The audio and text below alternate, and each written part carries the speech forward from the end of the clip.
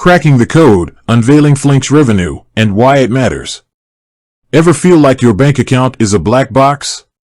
You know money goes in and out, but where's the detailed breakdown? That's where open banking comes in, and companies like Flinks are making waves.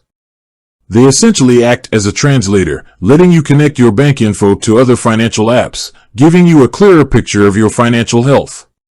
But how does Flinks, the financial data guru, make its own money? That's a question we're about to answer.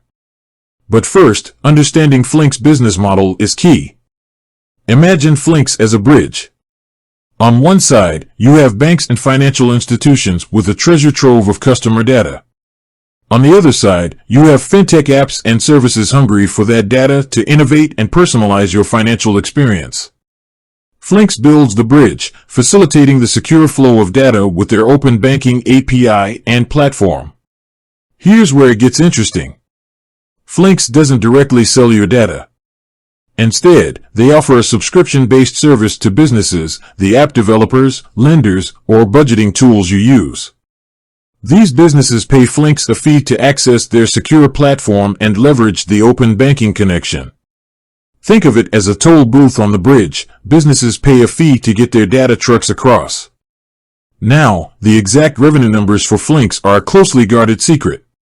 Private companies aren't obligated to disclose their financials publicly. But we can dig into some clues to paint a clearer picture. In August 2021, Flinks received a significant investment of $103 million, with a chunk specifically earmarked for North American expansion. This suggests strong potential for growth, and investors wouldn't be putting their money down if they didn't see a viable revenue stream. News articles also mention Flinks having a growing revenue and a robust base of customers. While not specific figures, these terms imply a healthy and expanding business. Here's another puzzle piece. Flinks operates on a freemium model for end users like you and me. There's a basic service that allows you to connect your bank accounts. But for more advanced features, like data analysis or personalized financial insights, some fintech apps might require a premium subscription. This indirectly contributes to Flinks' revenue model, as these premium features often rely on the data connection facilitated by Flinks' platform.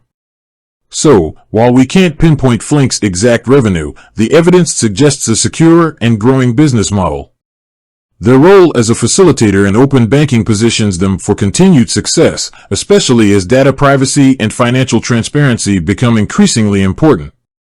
But here's the bigger question: why should you care about Flinks' revenue model? Well, a healthy Flinks translates to a more robust open banking ecosystem. This means more innovation, more competition, and ultimately, more choices and better tools for you to manage your finances. So, Flinks' success is indirectly your success in taking control of your financial well-being.